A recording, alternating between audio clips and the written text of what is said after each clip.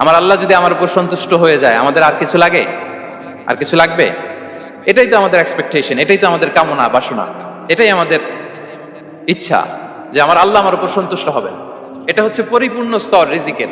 এটা যে পায় তার আর কিছু লাগে না। এবং এটা মানুষ নিশ্চিত হতে পারে যখন সে দুনিয়ার জীবনকে শেষ করে আলামুল বারজাখের দিকে যেতে শুরু করে। তখন তাকে বলা হয়, ইয়া আইয়াতুহান নাফসুল মুতমাইন্নাহ ইরজিই ইলা রাব্বিকি রাদিয়াতাম মারদিয়া ফাদখুলি ফি ইবাদি ওয়াদখুলি জান্নাতি। হে প্রশান্ত আত্মা, হে প্রশান্ত আত্মা, প্রবেশ করো, তোমার রবের দিকে চলে এসো, সন্তুষ্ট চিত্তে সন্তোষ ভাজন হয়ে আমার কাছে এসো, আমার জান্নাতে প্রবেশ করো। সুবহানাল্লাহি ওয়া বিহামদিহি। এই দুনিয়া ছেড়ে যখন আমরা যাব, তখন যদি এই অ্যানাউন্সমেন্টটা আমার জন্য দেয়া হয়, আমার আর কিছু চাওয়ার পাওয়ার আছে? প্রিয় ভাই এবং বোনেরা বলেন, এই আল্লাহর সন্তুষ্টির ঘোষণা যদি আমি এই পৃথিবী থেকে বিদায় লগ্নে পেয়ে যাই, আমাদের আর কিছু চাওয়া পাওয়ার আছে? ইয়া আইয়াতুহান নাফসুল মুতমাইন্নাহ ইরজিই ইলা রাব্বিকি রাদিয়াতাম মারদিয়া। আমরা কিছুদিন আগে আমাদের সকলের প্রিয় আল্লামা দেলোয়ার হোসেন সাঈদী রাহিমাহুল্লাহ নওয়ারাল্লাহু মারকাদাহু ওয়া জাআলাল ফিরদাউস মাসওয়াহু, ওনাকে আমরা হারিয়েছি। আমি যখন ওনার শোক বার্তা নিয়ে ফেসবুকে স্ট্যাটাস লিখি, কমেন্টে আমি এই আয়াতটা লিখেছিলাম। আমি খুঁজে পাচ্ছি না যে আমি কি দিয়ে এটার উপমা দিব, কি দিয়ে ওনার বিদায়ের উপমা আমি জানাবো। আমি খুঁজে পাচ্ছিলাম না কোনো আয়াত। তখন এই আয়াতটা লিখে আমি উপমা দিয়েছি। আল্লাহু আকবার। গোটা বিশ্বের মানুষ কেঁদেছে, গোটা বিশ্বের মানুষ গায়বানা জানাজা পড়েছে, গোটা বিশ্বের মানুষ ওনাকে অশ্রুসিক্ত বিদায় দিয়েছে। From north to the south, from east to the west, the entire globe, মিন মাশারিকিল আরদি ইলা মাগারিবিহা, অশ্রুসিক্ত বিদায় তিনি পেয়েছেন। এটাই আল্লাহ তাআলার সন্তুষ্টির একটা জলজ্যান্ত নমুনা। জোরে বলেন ঠিক কিনা? এর চেয়ে জলজ্যান্ত নমুনা আমার জীবদ্দশা আমি দেখিনি। এত মানুষের কান্না, কাবার গিলাফ ধরে কান্না, এভাবে ভালোবাসা প্রকাশ করা, এভাবে তার প্রতি তার জন্য অশ্রুসিক্ত দোয়া করা, কান্না জড়িত দোয়া, এটাই প্রমাণ করে যে আল্লাহ তাআলা ওনার উপর সন্তুষ্ট হয়ে গিয়েছেন। ওনার আর কি চাই? আমাদের আল্লাহর আর কি চাই?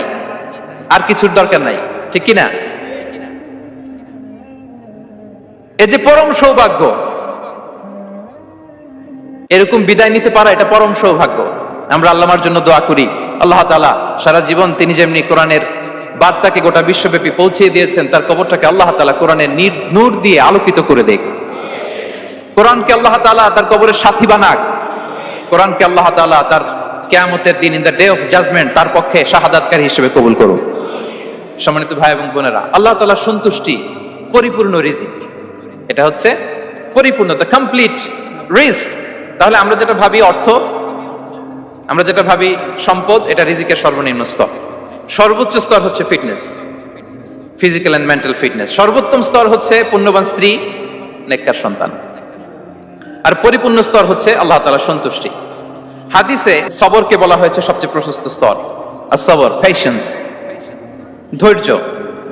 রাসূলুল্লাহ সাল্লাল্লাহু আলাইহি ওয়াসাল্লাম বলেছেন, মা রুজিকা আবদুন খায়রান লাহু ওয়ালা আওসা মিনাস সাবর।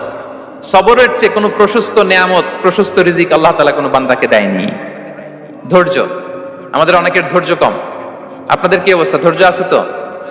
হ্যাঁ, সবার ধৈর্য আছে না? আপনাদের দেখেই বোঝা যাচ্ছে মাশাআল্লাহ, খুব ধৈর্যের সাথে আপনারা একেবারে শেষ সময় পর্যন্ত আছেন। তো এই ধৈর্যের প্র্যাকটিসটা আমাদের করতে হবে। আমরা যেন অস্থির না হয়ে যাই, আমরা যেন আতঙ্কিত না হই, আমরা যেন প্রশান্ত থাকি, আমরা যেন ধৈর্যের প্র্যাকটিস করি। বিশেষ করে আমাদের সন্তানদের এটা শেখাতে হবে। কারণ ধৈর্য এটা এমন একটা গাছ, যে গাছে সারা গায়ে কাটা কিন্তু এর ফলটা বড় মিষ্টি। ধৈর্য এমন একটা গাছ, যে গাছে সারা গায়ে কাটা কিন্তু এর ফলটা বড় সুস্বাদু। তো সেই টেস্টি ফ্রুট যদি আপনি ট্রাই করতে চান, আপনাকে ধৈর্য ধারণ করতে হবে। তাহলে হাদিসের আলোকে আমরা জানলাম রিজিকের সবচাইতে প্রশস্ত স্তর হচ্ছে ধৈর্য। রিজিকের সবচাইতে কল্যাণকর স্তর হচ্ছে হিকমা। আল্লাহ তাআলা বলছেন, ইউতিল হিকমাতা মান ইয়াশা ওয়া মান ইউতাল হিকমাতা ফাকাদ উতিয়া খায়রান কাসীরা। আল্লাহ যাকে চান তাকে এই হিকমা দেন, আর যাকে আল্লাহ তাআলা হিকমা দেন তাকে প্রভূত কল্যাণ দান করেন। হিকমা, প্রজ্ঞা, উইজডম, নলেজ আর কমন সেন্স, দুইটা যখন একসাথে হয় এটা উইজডম হয়ে রিফ্লেক্ট করে। আই রিপিট,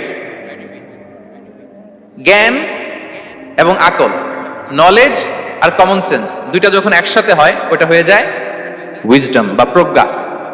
কখন কোথায় বলতে হয়, কেমন ভাবে বলতে হয়, কি করে বলতে হয়, কখন কি করতে হয়, কতটুকু করতে হয়, কোথায় যে থামতে হয়, এটা জানার নাম হচ্ছে হিকমা। আর হিকমা হচ্ছে সবচাইতে কল্যাণকর রিস্ক। সম্মানিত সুধী, এটা হচ্ছে আমার introductory discussion. The concept of রিস্কের ব্যাপারে এখন মোটামুটি আমাদের একটা আইডিয়া ক্লিয়ার হয়েছে না? রিস্ক কি, কত ধরনের হতে পারে, রিস্কের সবচেয়ে নিম্ন স্তর কি, সর্বোচ্চ স্তর কি, সবচেয়ে প্রশস্ত স্তর কোনটা, সর্বশ্রেষ্ঠ স্তর কোনটা, সবচেয়ে কল্যাণকর স্তর কোনটা।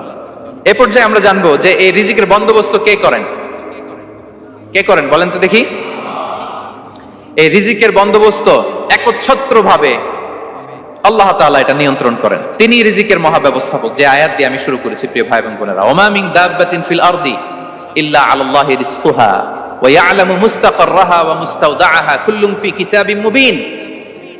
ভূপৃষ্ঠে বিচরণশীল যত প্রাণী আছে, এই সবগুলো প্রাণীর রিজিকের ব্যবস্থাপনা আল্লাহ তাআলা নিজ কুদরতে করেন, এবং এই প্রত্যেকটা প্রাণীর স্থায়ী অস্থায়ী নিবাস সম্পর্কে, অবস্থান সম্পর্কে তিনি জানেন। এখানে যদিও ফিল আরদি বলা হয়েছে, বস্তুত জলে, স্থলে, বায়ুমণ্ডলে যত লিভিং ক্রিয়েচার আছে, সব লিভিং ক্রিয়েচারের রিজিকের বন্দোবস্ত করেন কে? এজন্য তিনি হচ্ছেন রাজ্জাক। তিনি ওনার একটা নাম দিয়েছেন যে আমি হচ্ছি আর রাজ্জাক, ইন্নাল্লাহা হুয়া রাজ্জাক যুল কুওয়াতিল মাতিন। নিশ্চয় আল্লাহ তাআলা তিনি হচ্ছেন আর রাজ্জাক, তিনি রিজিকের ব্যবস্থাপক। যে কেউ রাজ্জাক হতে পারে না, চাইলে রাজ্জাক হওয়া যায় না। রাজ্জাক একজন, তিনি কে? আল্লাহ। রিজিকের রেসপন্সিবিলিটি আল্লাহ, রিজিক নিয়ে চিন্তা আল্লাহর। তো আল্লাহর চিন্তা আমি করলে হবে? বলেন, যেটা দায়িত্ব আল্লাহ, যে রেসপন্সিবিলিটি আল্লাহর, ওই রেসপন্সিবিলিটি আমি নিলে হবে? হবে না। তাহলে আল্লাহ তাআলা নিজেকে আর রাজ্জাক বলে কোরআনে আমাদের সামনে উপস্থাপন করেছেন। রাজ্জাকের তিনটা বৈশিষ্ট্য আছে। যেই সত্তার মধ্যে তিনটা বৈশিষ্ট্য খুঁজে পাওয়া যায়, তিনি হচ্ছেন আর রাজ্জাক, দ্য প্রোভাইডার, দ্য সাস্টেইনার।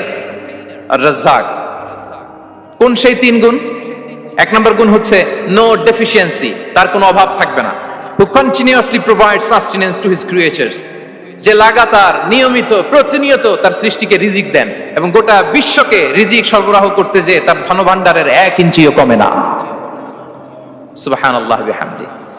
এই যে সাইয়েদনা আদম আলাইহিস সালাম থেকে শুরু করে আপ আনটিল নাও গোটা বিশ্বের সবগুলো মানুষকে, জিন জাতিকে, পক্ষীকুল, সাগরের অতল গহ্বরে দ্য ব্লু ওয়েল, নীল তিমিগুলোকে, বিশাল মাছগুলোকে, এই সব কিছুকে যে আল্লাহ তাআলা রিজিক সরবরাহ করছেন, আল্লাহর যে ধনভাণ্ডার একটু কমে আসার কথা না এতদিনে? কি বলেন? এত হাজার হাজার বছর রিজিক দেওয়ার পরও তার ধনভাণ্ডার কমে নাই? না। আল্লাহ বলে তোমাদের যার যা লাগবে, যার যা চাহিদা, যার যেটা দরকার, সবও যদি দিয়ে দেয়, আমি আল্লাহর ধনভাণ্ডারের 1 ইঞ্চিও কমবে না। আর Razzak যুল কুওয়াতিল মাতিন, the provider, the sustainer. তাহলে রাজ্জাক হতে হলে ওই সত্তার তিনটা গুণ লাগে। এক হচ্ছে নো ডেফিসিয়েন্সি, তার কোনো ঘাটতি থাকতে পারবে না। 2 নম্বর কোয়ালিটি হচ্ছে নেভার ফরগেটফুল, তিনি ভুলতে পারবেন না। Who never forget the needs of his creation, তার সৃষ্টির কোথায়, কার, কখন, কোনটা লাগে এটা ভুলে গেলে চলবে না। ধরেন তিনি নর্থ আমেরিকাতে, এখানে কানাডায় যারা আছে, আমেরিকাতে যারা আছে, তাদেরকে রিজিক দিচ্ছে। ওদিকে সাউথ আমেরিকাতে, ব্রাজিলে, আর্জেন্টিনার জঙ্গলে কিছু জনগোষ্ঠী রয়ে গেছে, এদের কথা আল্লাহ ভুলে গেছে। তারা বেঁচে থাকতে পারবে? আফ্রিকার জঙ্গলে যারা আছে, তাদেরকেও যে রিজিক দিতে হবে, যখন যেটা লাগে সরবরাহ করতে হবে, এটা যদি আল্লাহ ভুলে যায়, তোরা বাঁচবে? বলেন। তাহলে যিনি আর রাজ্জাক, তিনি হচ্ছেন নেভার ফরগেটফুল, কখনো তার সৃষ্টির কখন কি লাগে এটা কখনো তিনি ভুলতে পারবেন না। আল্লাহ তাআলা ভুলেন না, তিনি ভুলেন না, তিনি সব খেয়াল রাখেন। যখন যার যেটা যতটুকু দরকার, তখন তাকে ততটুকু যিনি দেন, তার নাম হচ্ছে রাজ্জাক। রাজ্জাক হতে গেলে যেই কোয়ালিটি লাগে, তার 3 নম্বর কোয়ালিটি হচ্ছে কম্প্যাশনেট। কম্প্যাশনেট, দয়ালু, অনেক বেশি দয়ালু। এত বেশি দয়ালু যে তার বিরোধিতা করলেও তাকে রিজিক দেয়া থেকে তিনি বঞ্চিত করেন না। His disobedience affects the risk but not stop the risk. আপনি যদি আল্লাহর অবাধ্য হন, আপনার রিজিকের বারাকা হয়তো কমে যাবে, কিন্তু রিজিক বন্ধ হবে না। যে গোটা বিশ্বে যারা অবিশ্বাসী আছে, যারা নাস্তিক আছে, যারা আল্লাহদ্রোহী আছে, তারা কি খেয়ে পরে বেঁচে নাই? বলেন, তাদেরকে কি আল্লাহ তাআলা রিজিক দিচ্ছে না? এই তো সুবহানাল্লাহ। কম্প্যাশনেট, এত দয়ালু, তার যারা বিরোধী, তাকে যারা গালি দেয়, তাকে যারা বিশ্বাস করে না, তাকে যারা সেজদা দেয় না, তিনি তাদেরকেও খাওয়ায়, তিনি তাদেরকেও সুস্থ রাখে, তিনি তাদেরকেও হাত খুলে দান করে। আল্লাহু আকবার। আর রাজ্জাক, ইন্নাল্লাহা হুয়া রাজ্জাকু যুল কুওয়াতিল মাতিন। তাহলে এই তিনটা গুণ থাকতে হবে রাজ্জাক হতে হলে: no deficiency, never forgetful, compassionate. এবং আল্লাহ তাআলা বলছেন, আম্মান হাযাল্লাযী ইয়ারযুকুকুম ইন আমসাকা রিজকা বাল লাজ্জু ফি উতুমি ওয়া নুফুর। সূরাতুল মুলক আল্লাহ বলেছেন যে তিনি যদি রিজক বন্ধ করে দেয় তাহলে এই রিজক তোমাদেরকে কে দিবে? আছে কেউ দেয়া? সূরা মুলকের শেষ আয়াতে আল্লাহ বলেছেন যে তোমরা যে সুমিষ্ট পানি খেয়ে বেঁচে আছো, এটা যদি একেবারে জমিনের অতল গহ্বরে আমি নিয়ে যাই, কে এনে দিবে তোমাদেরকে পানি? কে এনে দিবে সুমিষ্ট পানি? এজন্য বিষ্ণু ঈসা ইসলাম পানি খেয়েই তিনি পড়তেন, আলহামদুলিল্লাহিল্লাযী জাআলা হাযাল মাআ আযবান ফুরাতান বিরাহমাতিহি ওয়া লাম ইয়াজআলহু মিলহান উজাজান লিযুনুবিনা। পানি খেয়েই তিনি বলতেন প্রশংসা আল্লাহর, যে আল্লাহ তার অসীম দয়ায় এই পানিকে সুমিষ্ট করেছেন, আমাদের পাপের কারণে এই পানিকে তিনি লবণাক্ত করে দেন নাই। সুবহানাল্লাহ। ইন্নাল্লাহা হুয়া রাজ্জাকু যুল কুওয়াতিল মাতিন। তিনি হচ্ছেন রাজ্জাক। এজন্য সম্মানিত ভাইরা, রিজিক নিয়ে আজকে থেকে টেনশন বন্ধ করে দিতে হবে। আমাদের কাজ হচ্ছে চেষ্টা করে যাওয়া, প্রাণান্তকর প্রচেষ্টা করা, আমাদের রোলটা আমরা প্লে করব, কিন্তু রিজিকের ফয়সালা করবে একজন, তিনি কে? ইন্নাল্লাহা হুয়া রাজ্জাকু যুল কুওয়াতিল মাতিন। এটা নিয়ে চিন্তিত হওয়ার কিছু নাই প্রিয় ভাই এবং বোনেরা। আমরা আমাদের মায়ের পেটে থাকতেই এটা ফিক্স হয়ে গিয়েছে। আমরা যখন মায়ের পেটে ছিলাম, ইন্না আহাদাকুম ইজমাউ খালকুহু ফি বাতনি উম্মিহি 40 ইয়াওমান সুম্মা ইয়াকুনু আলাকাতান মিসলা যালিক সুম্মা ইয়াকুনু মুদগাতান মিসলা যালিক। আমরা যখন মায়ের পেটে ছিলাম 40 দিনে আমরা নুতফা স্টেজে ছিলাম, 40 দিন আমরা আলাকা স্টেজে ছিলাম। আমার মায়ের জরায়ুর দেয়ালে আমি লেপ্টে ছিলাম। 40 দিন আমরা ছিলাম এ ভেরি লিটল ফ্ল্যাশ, একটা ছোট্ট গোশতের টুকরা। এরপর আল্লাহ তাআলা ফায়ুরসালু ইলাইহিল মালাক, মায়ের পেটে একজন ফেরেশতা পাঠালেন। ফায়ানফুখু ফিহির রূহ, he breathed into him the spirit, তিনি রূহের ফুৎকার দিলেন। ওয়া ইউমারু বিআরবা'i কালিমাত, চারটা জিনিস তখন লিখে দেয়া হলো। বিকাতবি রিজকিহি ওয়া আজালিহি ওয়া আমালিহি ওয়া শাকিয়ুন আও সাঈদ, তার রিজিক কি হবে লিখে দেয়া হয়েছে মায়ের পেটে যখন ছিলাম। আপনারা তো এখন চিন্তা করতেছেন, চিন্তিত, কিন্তু মায়ের পেটে থাকতে আল্লাহ তাআলা এই রিজিককে ফিক্স করে দিয়েছেন। সুবহানাল্লাহ বিহামদি। এবং যে রিজিক আমি আমার মায়ের পেটে থাকতেই আল্লাহ তাআলা লিখে দিয়েছেন, সেই রিজিক ভোগ না করে আমি কোনোদিন মরবো না। বিষ্ণু ইসলাম আমাদেরকে জানিয়েছেন, তোমার জন্য যে রিজিকের বন্দোবস্ত, যেই অ্যালটমেন্ট আছে, সেটা ভোগ না করে, উপভোগ না করে তুমি মরবে না। এবং সেটা আপনি উপভোগ করবেন, আপনার কাছেই আসবে। ধরুন আপনারা যে ফল আমেরিকাতে খান, এটা কি আমেরিকায় চাষ হয় ফল, নাকি কানাডা মেক্সিকো থেকে আসে? কোত্থেকে আসে? কোত্থেকে? এখানেই হয়, আবার বাইরে থেকেও আসে। Okay fine. লেটস সে আপনি যেই অ্যাপেলটা দিয়ে আজকে ব্রেকফাস্ট করলেন, যে অ্যাপেলটা আপনি খেলেন, এটা মেক্সিকো থেকে এসেছে। ওই অ্যাপেলটা যখন কুড়ি অবস্থায় ছিল, মুকুল অবস্থায় ছিল, তখনই ওটার মধ্যে আপনার নাম লেখা। এর মধ্যে কত পাখি এসে ওই গাছে বসেছে, কত মুকুল নষ্ট করেছে, ওইটা নষ্ট করে নাই, কারণ ওইটা আপনি খাবেন। ওইটা পুষ্ট হয়ে সুন্দর একটা ফল হয়ে ইম্পোর্টেড হয়ে এটা আমেরিকাতে আসলো, আমেরিকার বাজারে। অনেক মানুষ ওই ফলটা সুপার মার্কেটে যে ধরে চড়ে নেড়ে আবার রেখে দিয়ে চলে গেছে, নেয় নাই। ওইটা সে খাবে না, কারণ ওইটা আপনার রিজিকে লেখা।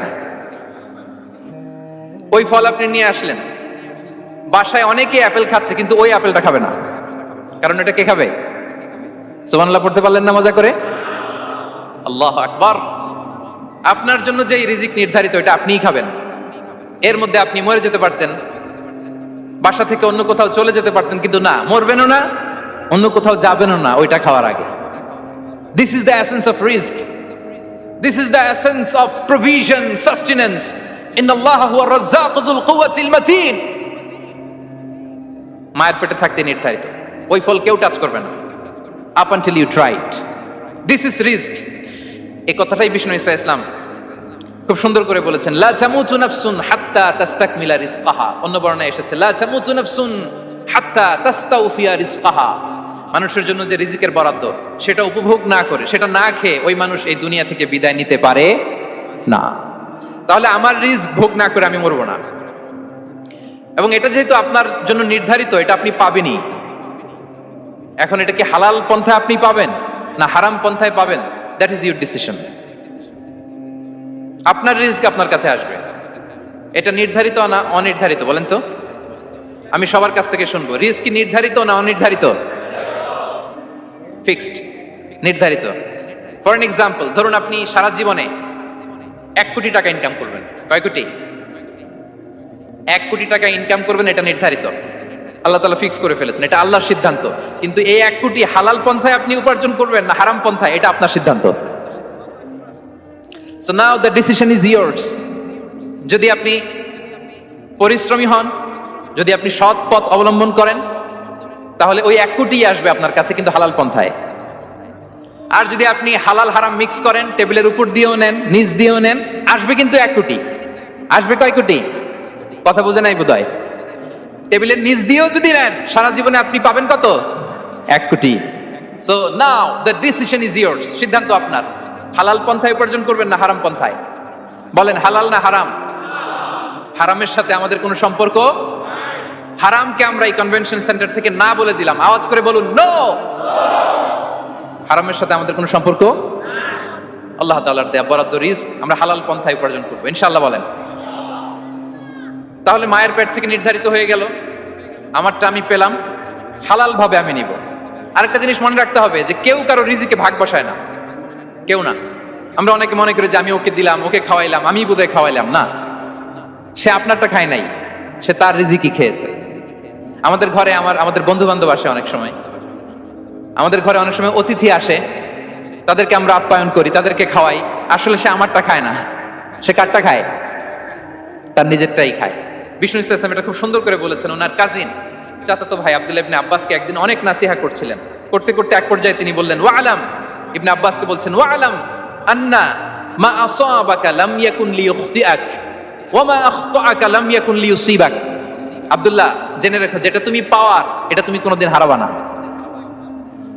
যেটা তোমার হওয়ার কথা ছিল ওটা তুমি কোনোদিন মিস করবা না, আর যেটা তুমি পাওয়ার কথা না, গোটা বিশ্বের সব শক্তিকে হাতের মুঠোয় আনলেও সেটার দেখা তুমি পাবে না, পাবে না।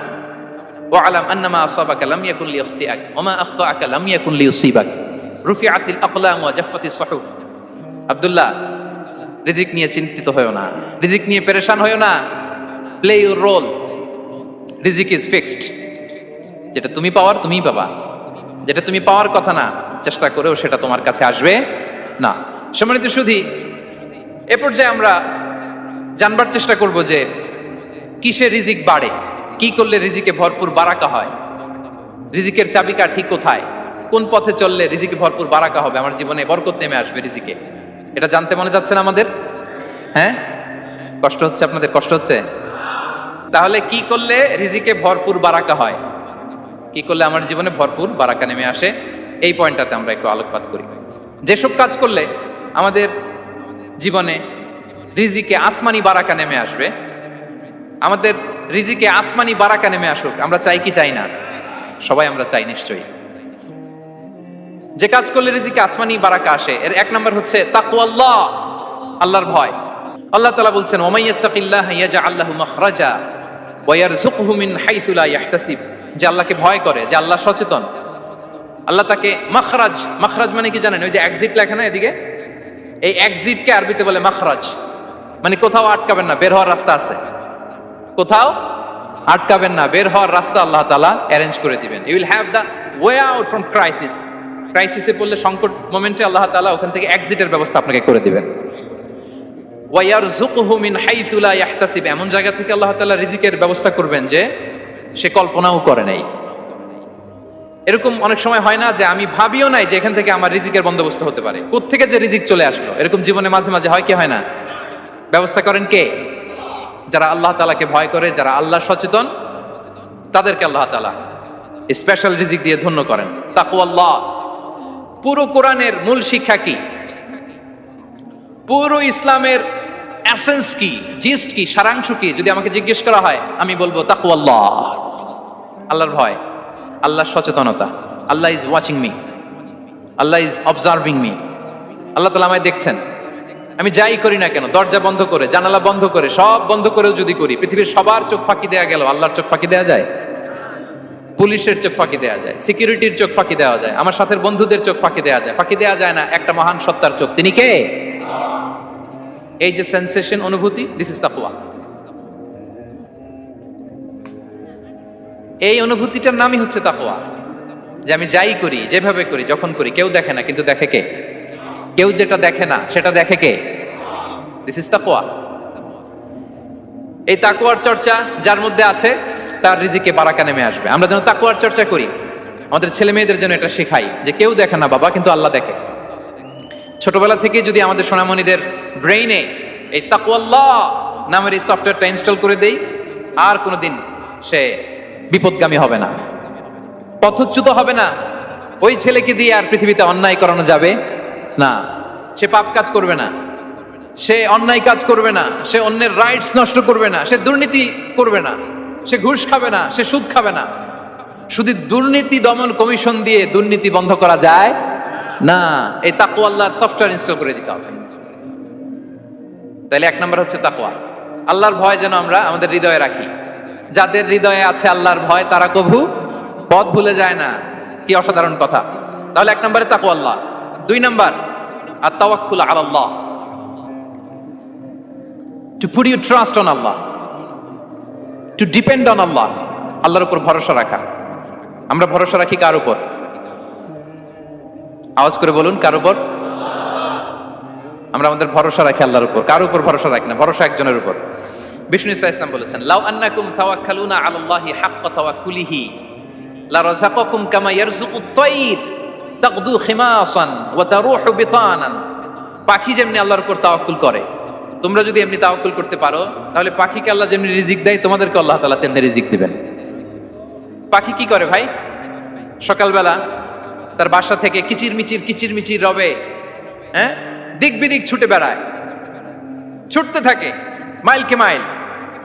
আবার বিকেল বেলায় গধূলি লগ্নে তার বাসায় এসে ফিরে আসে। ওই পাখিটাকে আল্লাহ তাআলা উদর পূর্তি করে তার নিড়ে ফিরিয়ে দেয়। তাহলে ইসলামে পাখিকে তাওয়াক্কুলের মডেল হিসেবে উপস্থাপন করা হয়েছে। কাকে? পাখিকে। এবার খেয়াল করে দেখেন তো পাখি কি করে? সকালবেলা ঘরে বসে বসে তাওয়াক্কুল করে নাকি? কথা কি বুঝতেছেন? পাখি তার নিড়ে বসে হাত গুটিয়ে আল্লাহর উপর তাওয়াক্কুল করে, এরকম না? এই হাদিস থেকে কি বোঝা গেল? কিভাবে করে বলতে হবে, বলেন তো একজন সাহস করে কিভাবে করে? বের হয়ে যায়, রিজিকের সন্ধানে সে বের হয়ে যায়, দিক বিদিক ছুটে বেড়ায়, বিকেল বেলা ওদর পূর্তি করে আল্লাহ তাআলা পাখিটাকে নিড়ে ফিরিয়ে দেয়। সো পাখিকে তাওয়াক্কুল হিসেবে, তাওয়াক্কুলের মডেল হিসেবে বিষ্ণু ইসলাম সেট করলেন এজন্য যে পাখি তার রোলটা প্লে করে, তারপরে সে রিজিক পায়। এটা হচ্ছে রিজিকের এসেন্স, যে আমাদের রোলটা আমাদের প্লে করতে হবে, আমাদেরকে আমাদের চেষ্টাটুকুন করতে হবে, তারপরে আল্লাহ তাআলার উপর আমরা ভরসা করব। ইসলামে তাওয়াক্কুল is always at the second stage. The first stage is your role, your effort, your precaution, তারপরে হচ্ছে তাওয়াক্কুল। তাহলে বলেন, ইসলামে আগে তাওয়াক্কুল না পরে তাওয়াক্কুল? পরে। ইকিলহা সুম্মা তাওয়াক্কাল আলাল্লাহ। এক সাহাবী বলেন, ইয়া রাসূলুল্লাহ, আমার ওটের রশিটা গাছে বেঁধে তারপরে তাওয়াক্কুল করব না ছেড়ে দিয়ে তাওয়াক্কুল করব? বিষ্ণু ইসলাম বলেন, ইকিলহা সুম্মা তাওয়াক্কাল আলাল্লাহ। আগে গাছের মধ্যে রশি দিয়ে টাইট করে বাঁধো, তারপরে তাওয়াক্কুল করো। সুবহানাল্লাহি বিহামদিহি।